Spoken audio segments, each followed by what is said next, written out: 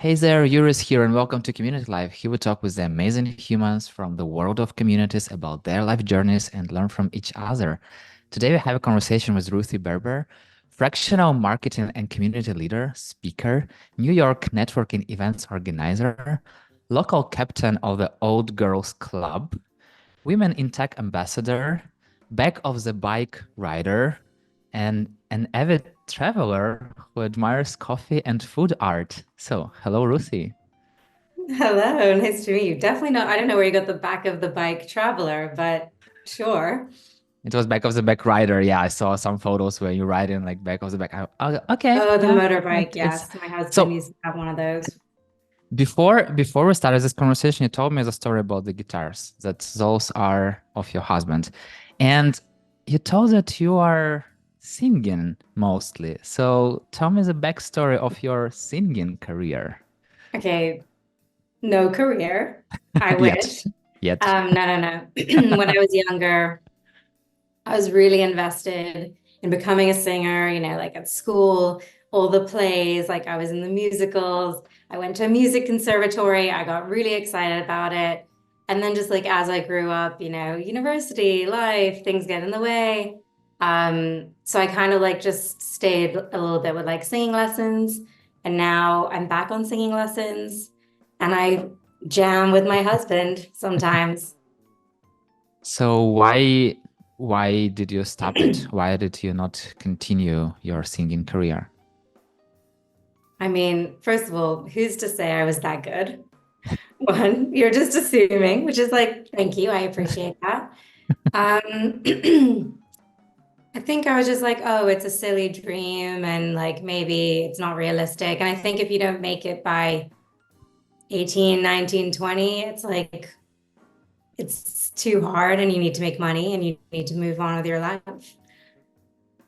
You know, it's so interesting. I recently saw some kind of TikTok video, I guess, and it was this person. I remember the song, the name of the song, like "I'm Only Human," but I totally forgot his name.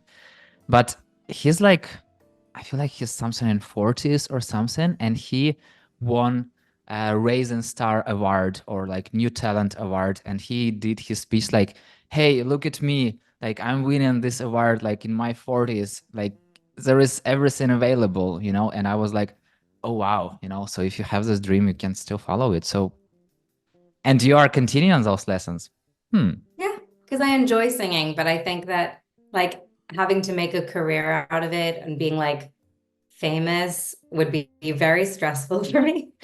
And I get really nervous. I mean, I really enjoy singing. It's like for me, like something I do for myself. I think I used to really enjoy performing, but I think now it just brings me more like pressure and stress than I need. So I'm happy to just sing really loudly in my living room with my husband and, in my lessons. It's great. Got it. Who chose the Paradise City song of Guns N' Roses to use while walking down the aisle during your wedding day? Damn, you did your research. Just for context, I got married 7 years ago. Both my husband and I love Guns N' Roses, and we were just like, it's such a great song. Like, why not? And when we first met, I remember like, back in the day where you could put like special ringtones for different Mm-hmm. people. So his was Paradise City. And Okay. so when we are like thinking about what song to walk down the aisle, we are like, oh my God, Guns N' Roses, Paradise City, of course. Were there any other variants So to choose funny. from? Well, we both really like rock music, so it was probably going to be rock music ultimately. Um, in the end, like, in a Jewish wedding, you like step on the glass. So at the Mm. end, we had signed sealed by Stevie Wonder, which was fun. We'd considered the Kooks, I think, at some point. So yeah, but Guns N' Roses, like I took him for his birthday to a concert, and it was like it's like our band.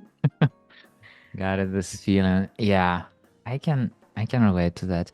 And why did you have Mr. and Mrs. Penguins on top of your wedding cake? Wow, you went far back. I'm impressed. because my husband Idan is obsessed with penguins and he thinks they're really cute. And so we were anyway just like, what can we put on the cake? Like I don't want a mini of me and him. So we thought like penguins would be cute. Have you already traveled somewhere where they live? I actually have, yes. I swam with some penguins in the Galapagos Islands, which was Hmm. really, really cool. And there are some penguins in Australia too. And what about your husband? Yeah, yeah. I think I mean, he spent a lot of time in Australia, so he definitely got to see them. Got it. So, okay, Rusi, let's start from the beginning. Tell me about your parents. Who are they? Okay. Um, my parents are immigrants. They moved to New York and then to London from Tel Aviv. Um, so growing up, I was kind of like a bit weird, who had like parents with a weird accent. They were born and raised in Tel Aviv. They're city folk. Um, and my dad really, really wanted to study in New York and make a living, outside of the country. And he managed to get a scholarship because at the time, my grandparents like didn't have any money. They were like selling eggs and like jeans. So my dad got a scholarship and managed to get a place at NYU for like MBA. And then yeah, like my mom and him did long distance, and he managed to convince her to come over and do her master's in social work at Yeshiva University. Hmm. And they lived in New York for 7 years. And then my dad, when he was in banking already, he was relocated to London, and that's where I grew up until age 14. Okay, what happens after age 14? I moved to Israel And when did you move to New York? in 2019. So, what is the difference between living in London, Tel Aviv, and New York? A lot of differences. I mean, like the most obvious one is the weather. The weather in Tel Aviv is pretty much amazing for most people. I don't like being hot, so it's pretty shit for me most of the year. London is pretty gray and drizzly, but lately with climate change, it's been pretty warm and sunny. And in New York, the extremes are just, every day is a new adventure. Like, is it going to snow? Is it going to rain? Is it going to be wildly hot? It's really hard to tell. But I think something that all of these like places have in common is that they are cities with a lot of like diversity and a lot of people with a lot of different backgrounds, the real like metropolises of their own countries. I've always kind of been in international circles as a third culture kid. So I feel very at home in all three of these cities. What are the most cultural differences? I mean, in London, it's funny, I was talking to Jess Hobbs about this yesterday, but in London, the idea is like, do not share too much information about yourself. Okay. Like the idea is that if you're on the tube, you don't want to be like locking eyes with someone, definitely not. You definitely are not talking to strangers. And if you're talking to someone that you know and they good job, that's it. Like you shouldn't share more information. Like that's as much information as people want to receive from you about your personal life. In Tel Aviv, it's like, what did you eat for breakfast? Who did you spend time with yesterday? What did you think about this? And like, are you having kids anytime soon? So like, this is the level of like in the details that people like to be. And in New York, it's a little bit of both. I mean, I think that it's not appropriate to walk up to someone in the middle of the street and talk to a stranger. And I think people really like to keep to themselves, but there's definitely more openness to share a little bit more with people, like on a personal level. So basically, if you know somebody, you can talk about kids. I think even then, I think like in New York, it's a little, still there's a little bit of a guard. You have to understand. Okay, so let's move to yourself. What is the first memory of your childhood that comes to your mind right now? Wow. Okay, it's definitely not the first memory ever, but when my sister was born and I was just about 3 years old, and I had a younger sister in between us, my mom brought my little sister home, and I was like, can we return her? Like, we don't need another sister. Like, I already have one. Thank you so much. Funny story is that I have four younger sisters, so there were another two sisters that came home after that. So basically, after that, you got used to already. Yeah, I was just You like, did. oh, I'm embracing the older sister life. Okay, so I had a lot of conversation with people who has like brothers and sisters, and they're in between and older and younger, but I've never had a conversation with somebody who has four younger sisters. So how does it feel to have four younger sisters? What happens when you gather together? It's pretty wild, I will say. So I have about 12 years difference with the youngest, 10 years from the second youngest, and then the three of us are like 2 and 3 years apart. Mhm. So it's pretty like there's definitely the older ones and the younger ones. We used to call them the babies. I mean, I'm very typical oldest daughter anyway, and I'm very typical oldest sister. And I'm very much, looking out for, keeping in touch with my sisters pretty much all the time. Like, we really are just sending each other really stupid shit every day. Um, but no, it's really fun. I mean, obviously it's chaos. Like I mean, just to be blunt, if if you like were to like be a fly on the wall, you'd definitely be overwhelmed and scared. We don't find it scary. But you'll definitely hear like you took my shirt. Why'd you take my shirt? Like I told you to, things like that. But mostly we really get along. And like I said, there's such an age difference. So with my really younger sisters, I really am like a bit in between mother. My sister's in university. She calls me and she's like, "Oh, can you help me with my essay?" And she has three older sisters that she can ask to help her with her essay. So yeah. Were your parents managing all of you, or they just left you on your own altogether? That okay, they can manage it. Um, well, when we were the three of us, until my sister four and five were born. They were definitely like managing us and we were like all together a lot. And when four and five were born, it was more like, okay, you guys can take care of them and we're just gonna go. Yeah, no, it was crazy.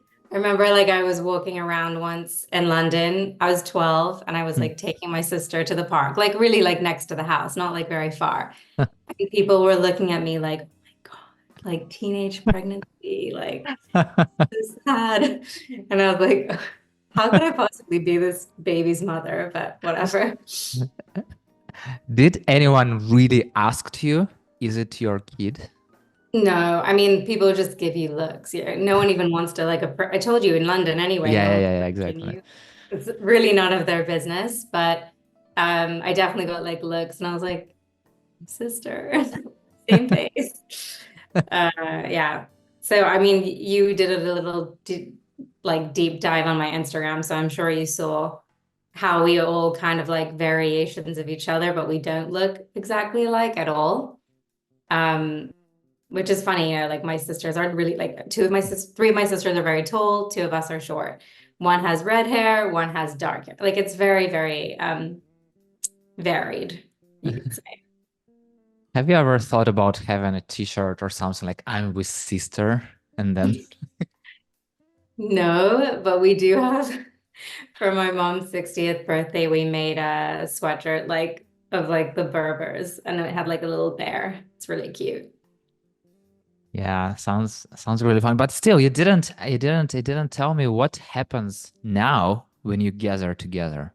Oh, now it's definitely like it's intense for someone on the outside, but we're really like laughing a lot, sometimes making fun of our parents, ganging up on them. Um, I think it's just a lot of like banter, if that makes sense, just like jokes. Food is a big thing, Mm. a lot of like gathering around food. And there's this leftover behavior of like needing to take food because like what if there's none left and you don't want like someone to eat your part, so you take too much. Um, but yeah, I mean it's really, really friendly. Like in the end, we're like friends. What happens when you fight? I mean, it can be fierce.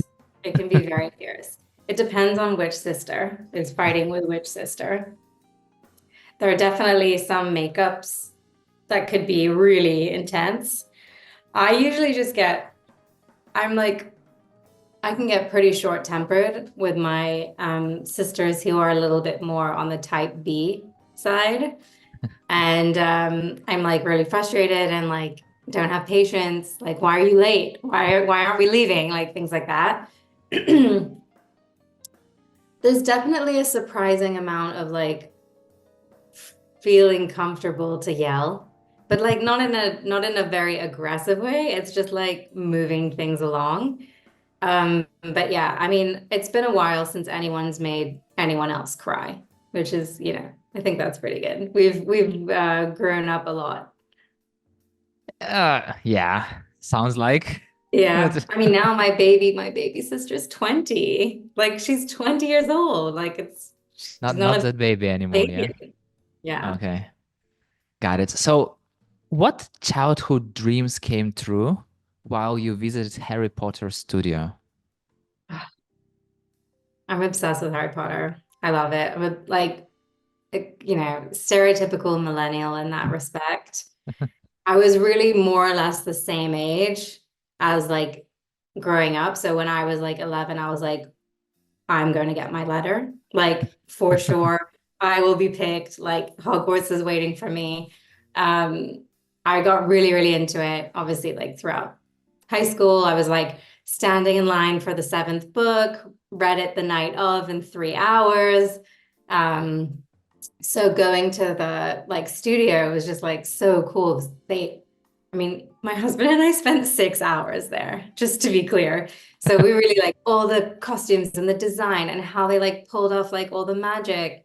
Um, and also just like it's such a feels like home, after you've spent 8 movies watching the common room and all these things, you're like, oh, I feel like I'm visiting like a childhood place. What was first for you, movies or books? In general, Books, like in any order. Okay. books, books, books, for sure. And I, you know, it's rarely when movies are better than books. Hmm. I feel like, because from It's my so, perspective, yeah, you still have to, like author has their own feelings, their own thoughts, and then producer makes it also in their way. But anyway, what did you like more, like books or movies? not even a question. Like, I Okay. read some of these books like 4 times, you know? So like 4 or 5 times of each book. I used to also listen to the Harry Potter like audiobook. I mean, really, no, like it's not a question. Like the movies I think were great. And I think that they did the best they could to try and capture like sometimes 700 pages worth of like really dense content. Um, but yeah, I mean, they had to skip so many things, like so many small things. How do you feel when you reread a book again? I haven't reread a book in a really long time because I'm trying to like, because right now I'm trying to read so many new books. It's just like I can't even imagine taking that time to read a book I've already read. But I remember like maybe the first few times that I reread Harry Potter, like I was like, oh my God, I missed this. Oh my God, look at this detail. Or like once you already know how everything ends, when you read like the third book, you're like, she's a genius.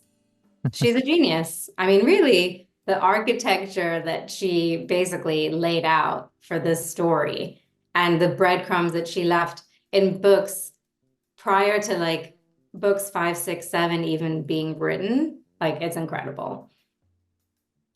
Is a 6 week intensive art writing online course that you had at Sotheby's Institute of Art somehow connected with your love to Harry Potter books? It's not at all, no. I mean, I used to be a writer. Like my origin of marketing was always like content. And there was a point in my life where I was like, I want to go into the art world. And I thought that if I were to break into, with the art writing course, I could really like imagine in a gallery where they have like the content about the exhibition or content about the art pieces. That's what I was learning how to do. Hmm. And then quickly moved on to different things. So you were a writer. What you were writing about? Um, I mean, in high school, creative writing. I went to Columbia University's summer program for creative writers was really fun. And my first time like being in New York and like enjoying the city. I was like 17, yeah. And like later on, I kind of was writing about places to eat, places to see, travel, since like that's really anyway the things that I'm drawn towards. I'm that person that when people are like, "Oh, I really need a restaurant for this occasion, Ruthie, like where do you recommend?" Like that I'm that person who's like really keeping tabs on like all the experiences that I've enjoyed and like want to pass it on every like good meal that I've had. And so, yeah, I have a crazy map of places to eat in New York and things I want to do. And originally, I worked at the Culture Trip. I wrote about like best places to eat in Tel Aviv, like where to spend your Sunday mornings, things like that. Are you still writing? A little bit like through, I mean, work, Mm-hmm. obviously marketing and community and brand are all very, very much writing based. But I haven't like I've written an article or two in the past like half a year, Mm-hmm. not nothing crazy. I'm experimenting with LinkedIn. Like I'm cautiously, reluctantly starting to post. I wouldn't call it writing though. I used to write like really like nonfiction, fiction pieces, Mm-hmm. sorry. Mm-hmm. So like one in high school right before like I graduated, I wrote this piece. I took that song by the Beatles called She's Leaving Home and then Mm-hmm. like wrote it into like a short story. Like why was she leaving home? What was she thinking about? Like her parents being so sad, all of that. It was really fun. Was it somehow connected with your life?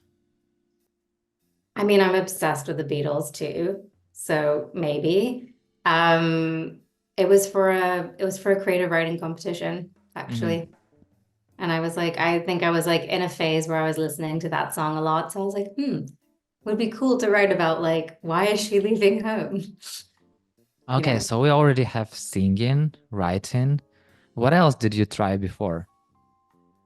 singing, right? I mean, to be fair, the writing continues, like I said, like Uh, it's uh, inevitable to if you work in marketing, yeah, it's more like professional writing. Let's call like okay, it's true, let's it's true. verify I haven't fiction writing. written for fun in a while.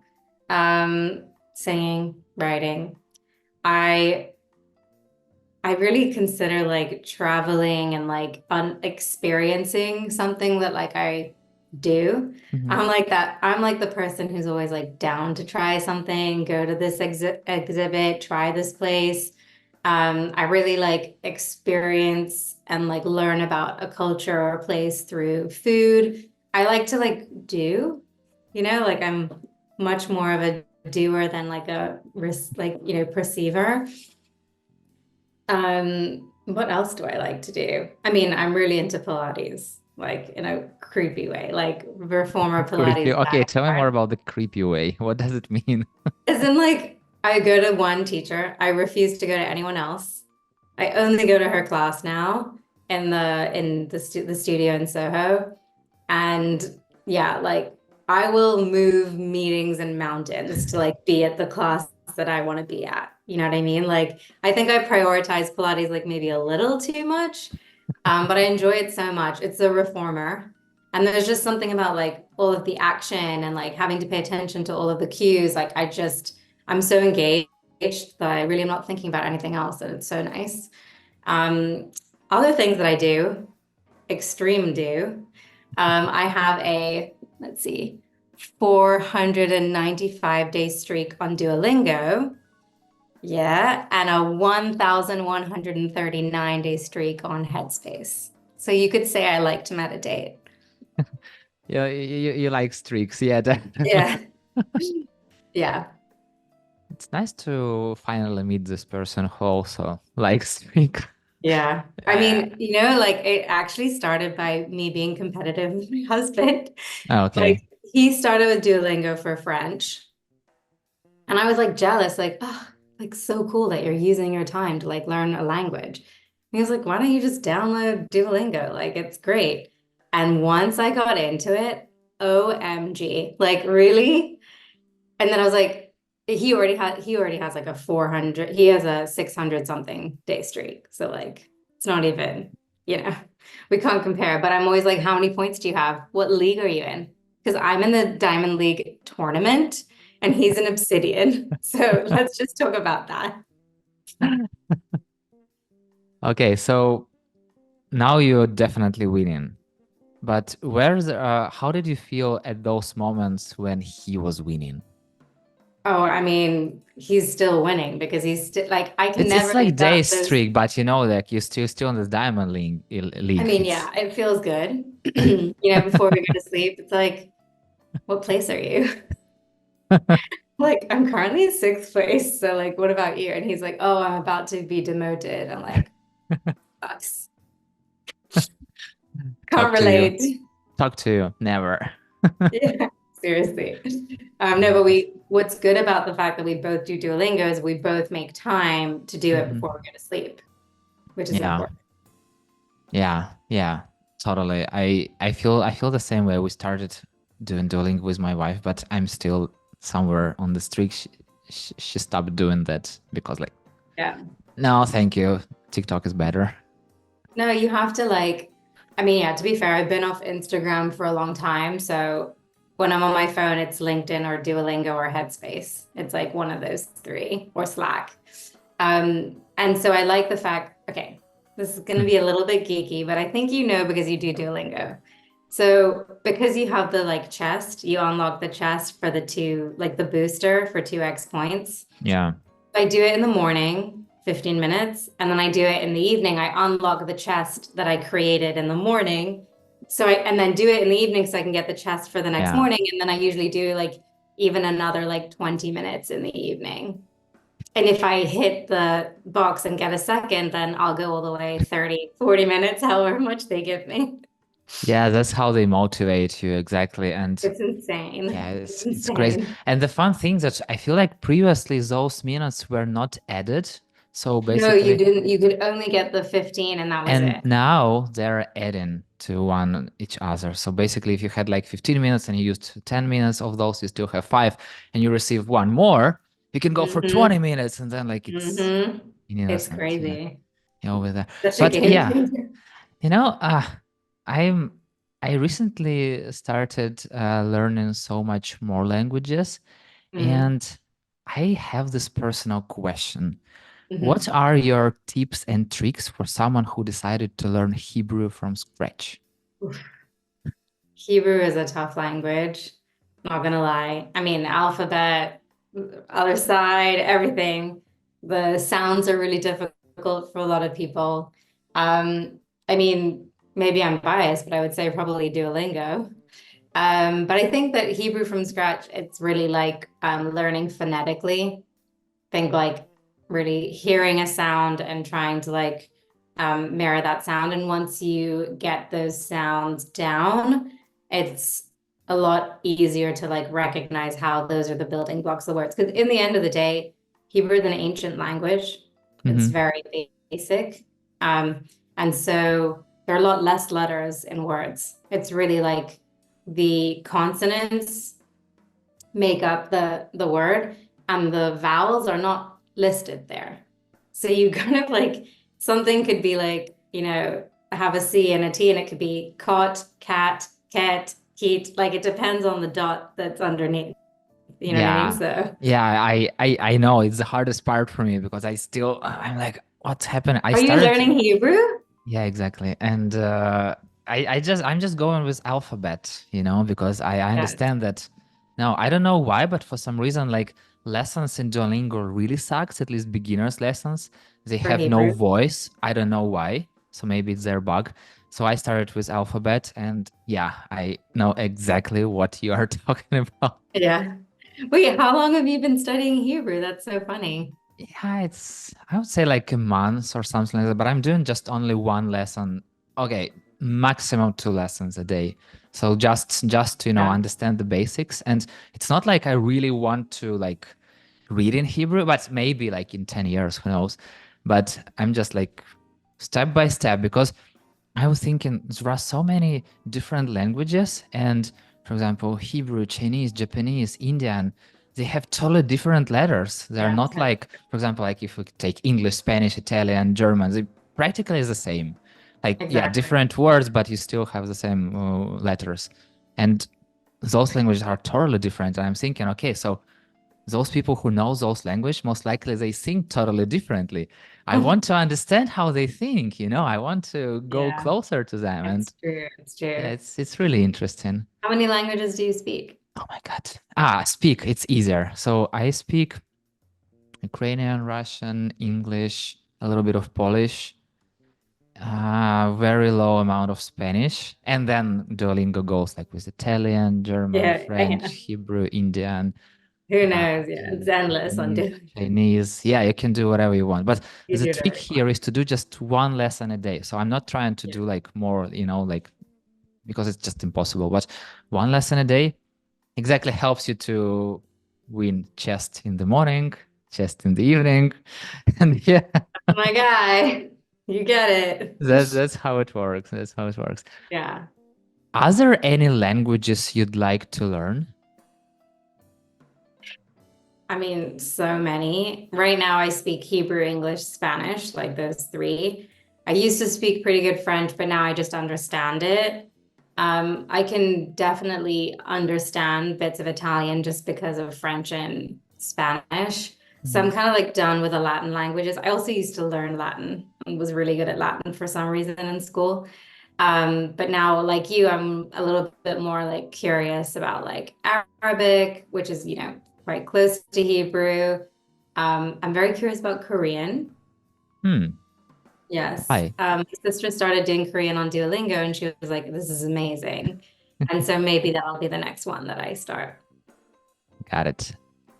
How does it feel to celebrate three family birthdays in 1 week?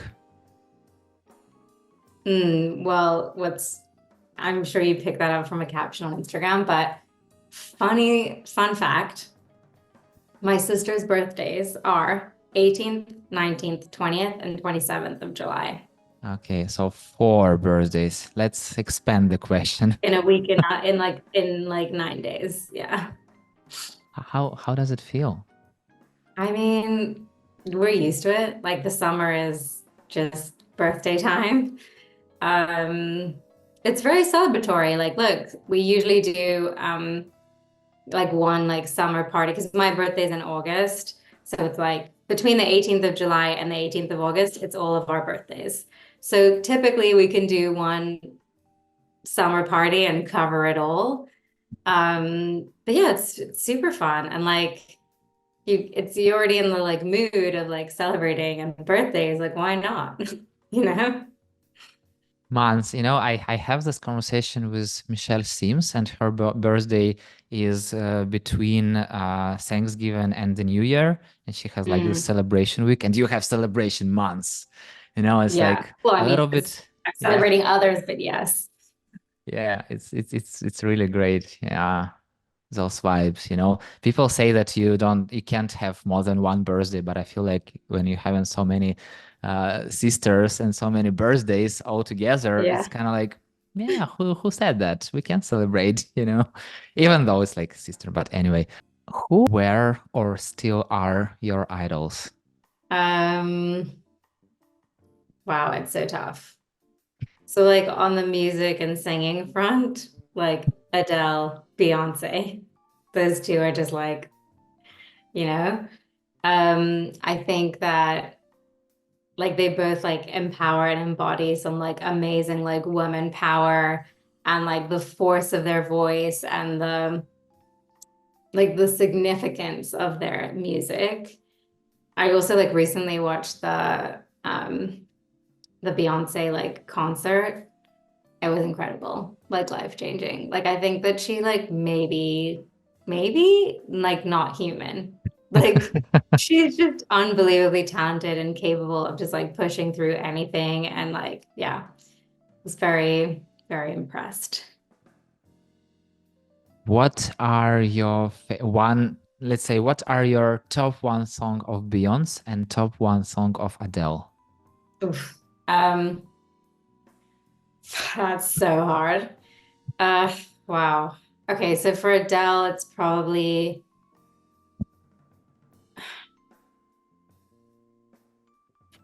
Turning Tables. Probably. Um, yeah. Yeah, let's go with that.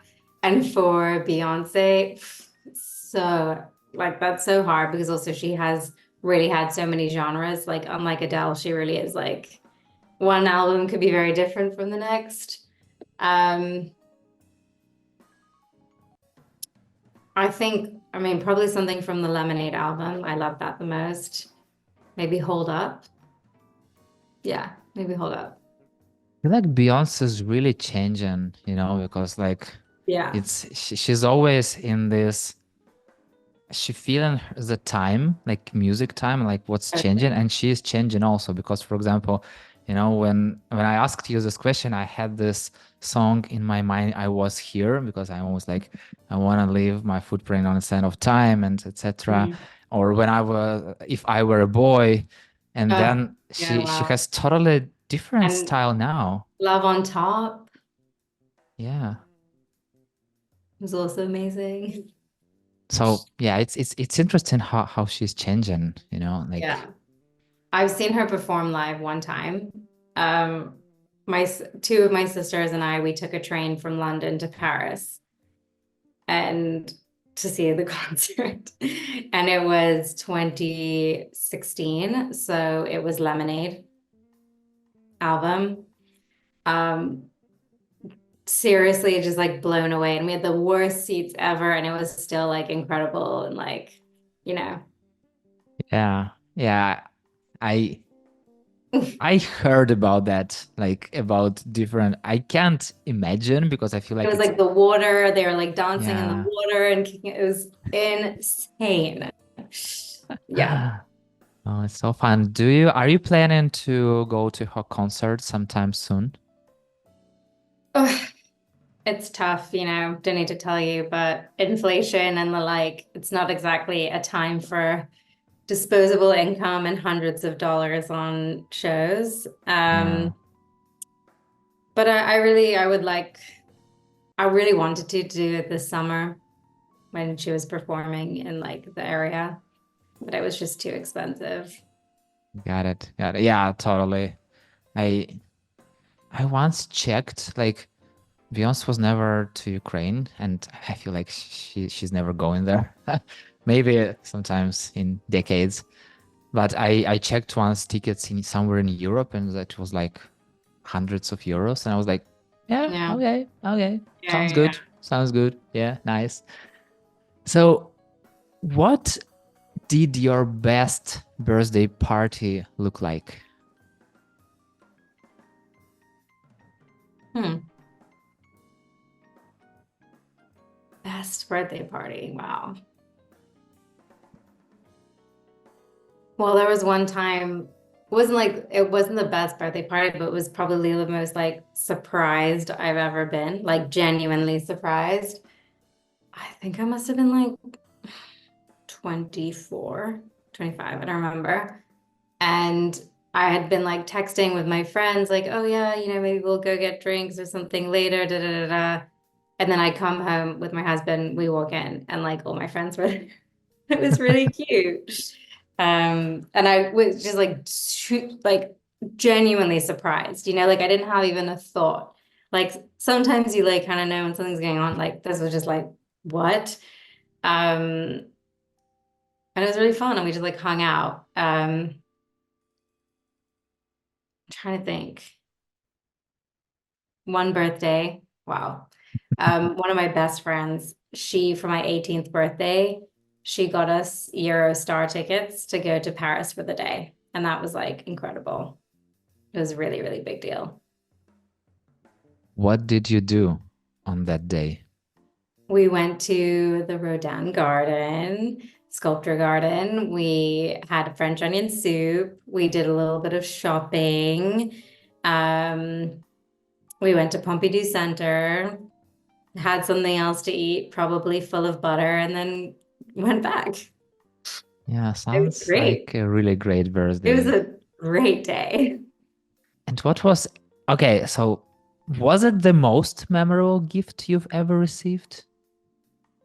I mean, probably, yeah. Like, it's pretty crazy. And the funny thing is that it's not even that expensive. Like now I know it wasn't about how much money it cost, because actually you can find like very, very, under £100 tickets from London Mhm. to Paris, but it wasn't about how much money it cost. It was just like the initiative, the idea to like, we're going to go to another country, city now together. You know what I mean? It was very cool. It was very, very cool. And yeah, she's still one of my best friends. So it was like, and Paris was very like significant for us because we had gone to like MUN together, Paris 2, 3 times, and like, so we really like the culture. We studied art history together. This was like, at the end of high school. So it was all very fresh. I can imagine like teenagers going to another country, to another city for the whole day, having fun. Yeah, it sounds like So in the fun. movies, you know? Yeah, it was like exactly, it was like the movies. We were just like, this is so cool. Unaccompanied, like no one, just like walking around and like it was great. What are some crucial skills you still use in your life that you've learned while serving the Israel Defense Forces? Um, I mean, definitely handling myself under pressure. Um, I know how to lead and be led. I think that's definitely something, I was responsible for a lot of people's lives at one point. Um, but also beholden to someone else, telling me what to do. I think that like the figure it out mentality, because I was a commander for international volunteers. So every 3 weeks, I'd be on a different base, and we'd have volunteers could be for like any country. Sometimes from Finland, sometimes from Russia, sometimes from America, sometimes from Canada. Um, and each time you kind of just like need to figure out like also the age range is crazy. It was like 16 to 95. Wow. So like one time, 95? yeah, we had a woman like, you know, have her 95th birthday with us, which is like crazy. Um, I'm not gonna lie, I took a bunch of people to hospital in those times. So I just like you just like forces you to grow up a little bit, you know? Yeah. And what is the hardest part of lead and be led?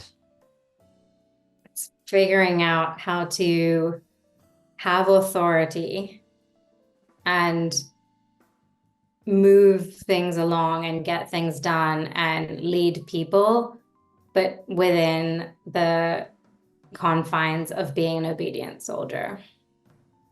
It's a very, very, very distinct balance, I would say. I feel like yeah, it's tough. Sounds tough. Yeah, I mean, people ask me a lot about like, oh, how hard is it to be in the army?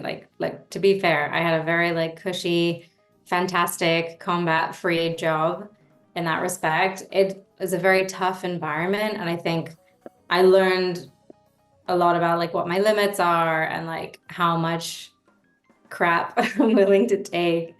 and how bad I'm willing to sleep and how bad, like, what horrible food I'm willing to eat. But and aside from that, I think that I really learned to just kind of step up and do things. Like it would be me and one other girl responsible for a group of 30 people, taking them on a tour in the country and bringing them back to the base and organizing evening activities. So just like really forced me to like, you know, be responsible, I think.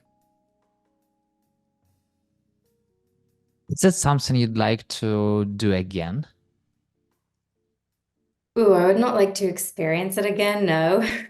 Like it was not, there are a lot of not fun things, but I got a lot of, I really got a lot out of it. I'm not gonna lie. Again, like I'm privileged. I'm a woman. Like I didn't have to do, awful things. Like mostly it was just a host, you know. Um, but I made some amazing friends. And so just to ensure that I would have those friends in my life, I would do it again. But to actually go through the experience again, not looking for that experience quite so much. Sleeping 5 hours, eating disgusting, like food that is so disgusting, like there's no words to even describe. Being forced to wear a uniform, like not able to wear jewelry or express myself, like, have color on my nails, like things like that was hard for me. Um, and also just like being told what to do. Like you can be home on the weekend or you cannot be home. And like it's not up to you. Yeah, you never choose. No, yeah. So I have a lot more agency over my life, obviously, but I think that that was like very difficult, you know. What is one thing you remember the most out of your trip to Japan? Oof, best trip ever. That was my honeymoon, by the way. Japan. So yeah, I think the Maid Cafe was probably the most like distinct experience. I've never experienced something like that before, where it's like you go into a cafe and like everyone is a maid and they're Mm. like, you're the master and you like ring a bell. Like it's super weird. And then you take pictures with the maids and like the more money you spend, the more pictures you can take with the maids. And my husband and I were like, whoa, like, okay, this is so strange. And then we took this photo and they taught us like something like kawaii, like that's like cat or like this in the photo. And that photo just killed me. Um, yeah, honestly crazy. I think also like some of like the nature and like things that we saw were just like mind blowing and like still haven't seen anything like that. What is one place in Japan you'd like to revisit? Hmm. Um, I really loved Miyajima, which is like it's next to Hiroshima. Hmm.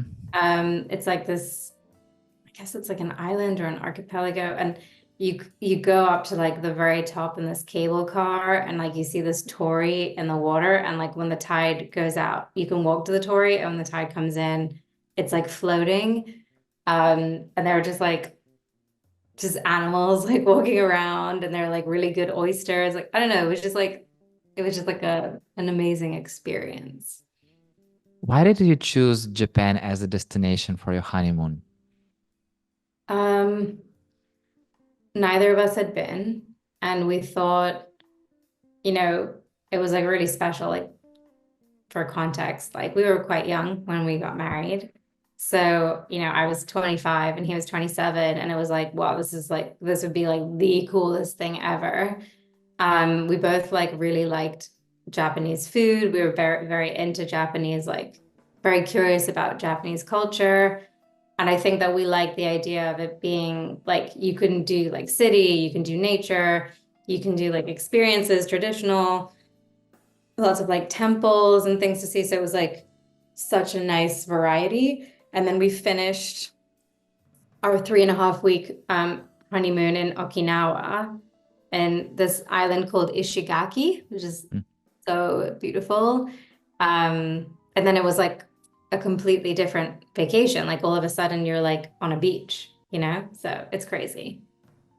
Got it. Really recommend to anybody, anyone, Sounds like one of the best destinations for a ever, honeymoon. ever. Really. What is the backstory of your first 10K run? Okay, I hate running. That's the backstory. Really, like I love fitness. I work out pretty much every day, but I do not like running. Okay. Um, and when I joined Yotpo, my first like 2 months there, the SVP of marketing was like, "Oh, we're gonna do a team run." And so I was like really new. So I was like, oh crap, like I guess I need to like sign up and do it. And we like, trained together and then we did the run. Um, my husband, who does like running and is good at running, he like accompanied me and I barely made it. And I never ran 10K again. So basically, you were pushed to do that. It's not like, Yeah, no, it was, I mean, it was good for me because like it did kickstart my interest in fitness and activity that I still keep today. Like at the time, I wasn't working out as much. It was really like couch to 10K. But then after that, maybe I didn't continue running, but I definitely like continued doing like workout classes and being more active and going on walks. I really like going on walks. Like I try to like do 10,000 steps a day. do you Every have this Norwegian sticks, or how do you call this, that you use like to No, like no. walk in this way, like I'm going and I'm not the biggest hiker. I really enjoy hiking, but I'm not like a real like nature girl or anything Mm. like that. So you just mostly like shopping, hiking, something like that. No, I really like to go on walks without a destination. Hmm. I like to just like see what's around me. And that can be like through a park, that can be through a city, that can be through a trail as well. It's just like I was just like, there are so many people who I know like are really passionate about hiking, and I couldn't say that that's something that I'm interested in. And where do you usually find yourself at the end of the walk without a destination? I mean, except for home. Sometimes, yeah, like I'll sit by the water and the pier, maybe get a coffee, sit and like look at Brooklyn, which is fun. Um, or yeah, I mean, realistically, it's a big loop and then come back home. Are you still practicing Mandela's colored therapy? Yes. So my mom is an artist and she's very creative. And so we spent a lot of our lives playing with color or, painting or building or like, things like that. And something she really taught us to love is coloring in. And so I have a bunch of coloring in books, not just mandala, but Mm-hmm. a lot of them are mandala. And it's just very therapeutic and like incredibly calming and like satisfying when you finish it. Um, yeah, I'd love it. Absolutely love it. Still have like a million, like this many, like coloring books. So To go. So it's not like that you already feel them and you have this pile I of. mean, a lot of them I've made a dent in. Yeah. Mm-hmm. Got it. Got it. And how else do you recharge? Working out like Pilates or bar hit sculpt. Like I do every morning, like a workout. And then meditation is a really big one for me, hence the streak that we spoke about. Coloring in, singing. I mean, for me, singing really is just like a for me of recharging my energy. And this is going to be crazy. But I really recharge and like get a lot of energy from being with people. And so, I grew up one of five. My house was never empty. I don't know what it's like to be alone. I've been with my husband for 14 years, so I really, really, really don't have alone time. I don't crave alone time. I'm like, I need to be around people.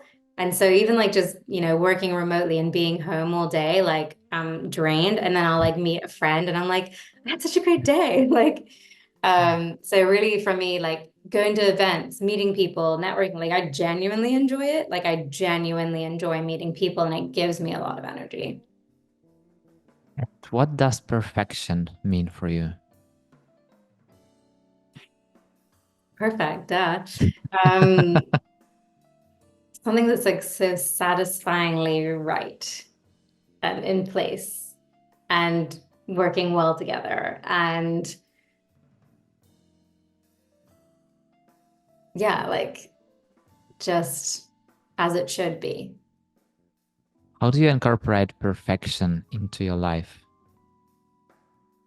Okay, well, it's a problematic thing because if you strive for perfection all the time, then like you can drive yourself crazy or get really like upset or disappointed or whatever. But I really am someone who like takes a lot of pride in like things that I do, things that I create,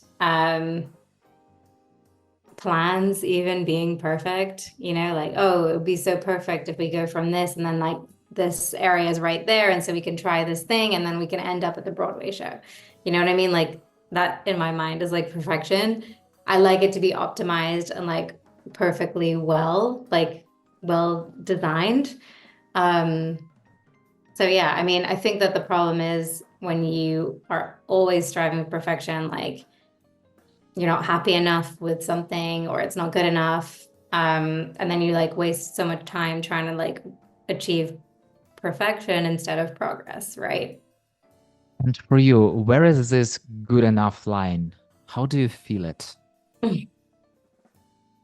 I don't. I need to like consciously be like, that's it. Enough, Move enough. on. Like it's done. It's the best it's gonna be right now, or you're gonna like waste time and like lose something else. It was just a feeling.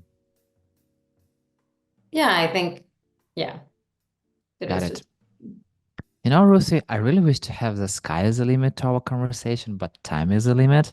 So let's jump Mhm. to the rapid fire questions. Oh my God. Beyonce or the Cooks? Beyonce. Pool or sea? Wait, what? Pool, swimming pool or sea? Oh, cool. What are your favorite color and song? Purple. Song, literally impossible, but like right now I've been listening on repeat, My Guitar Gently Weeps by the Beatles. If you were a superhero, what superpower would you have? Um, I think like the time thing. Like if I could jump between time and like not lose any time, that would be great. Who do you learn from? Name just one person. I learned from my dad. He sends me a lot. He reads a lot. He's very, very smart. It's kind of scary. He sends me articles and videos about things that I would never even like think to Google or learn about. Um, and he teaches me a lot, because like we're very different in terms of like what we're interested in. So, What was the latest thing you've learned from him? he sent me he sent me a video that I honestly had to summarize using AI yesterday because it was 1 hour and 20 minutes long. I'm like, Dad, I don't have time to watch this video. But it was like about like what was it? Something dynamics, like thermobiodynamics and physics, Wow. like how they're connected. It was very insane. And I was like, I can't believe my brain is even computing this right now. Oh, wow. It's so far. Yeah. Yeah. Name two people who I should definitely reach out to and have this conversation with. I mean, I don't know, because you know everyone and you've already had so many amazing people on your show. Um, But if you haven't already, Chelsea Alterman, she's amazing. She is the director of community for Expert Session, and she's here in NYC. And we've really been like trying to meet up and support each other and go to each other's events. And Shauna James, if you haven't already interviewed her, she's amazing too. I met her at a like community customer dinner, and since then we like really hit it off. And she's going to be at my in-person meetup tomorrow too. Oh, sounds great. And is there one question that I definitely should have asked you but didn't? I honestly don't know. I feel like we covered a range of topics, and I'm impressed by the level of Instagram digging that you did. Um, I guess like why community? Like you didn't ask me why community, which is interesting. Lucy, why community? Because I think it like formalized or put into like concept what I was already like really interested in and doing, like without like it being formally named community. And I think that it's like all the parts of like the sense of belonging, the connection, like being like, really, really like engaging people and enabling people to engage with each other. Like when I was a teenager, they called me Nokia, connecting Ah, people. okay, got it. And so like it makes a lot of sense ultimately that I ended up in community. I just didn't realize, my background was always marketing. And so I was like, community, that's social media. But it's just so not. Obviously, I don't need to tell you, but once I discovered and like unlocked like the power of community, I'm like, oh my God, all these things that I already believe and already wanted to do, like it's a real thing and you can really like, invest in and get a lot of like business value out of and like also, professional and personal fulfillment. I hear you so much because sometimes when people ask me like, what do you do? And I'm just telling, I'm having fun with people and getting paid for that. Yeah, it's so true. It's so true. Yeah, and Ruthie, thank you very much for this conversation. Thank you. I Oh my God, was, like cool. I learned so much things about you because, okay, I see your professional background here and there on LinkedIn and some community spaces and etc. But like knowing your story, getting to know your backstory of singer, writer, sister of other four sisters, and like, yeah, all this, yeah, it's just, you know, your story made me feel like we were friends for a long time. And yeah, thank you very much for being We're so meant to open. be friends, clearly. Totally, exactly. And yeah, I just love this conversation. Thank you very Me much for too. that. Thank you so much. I really, really appreciate you inviting me to your amazing show. And yeah, see you at Between the Watercolor and in the community Duh. world. Duh.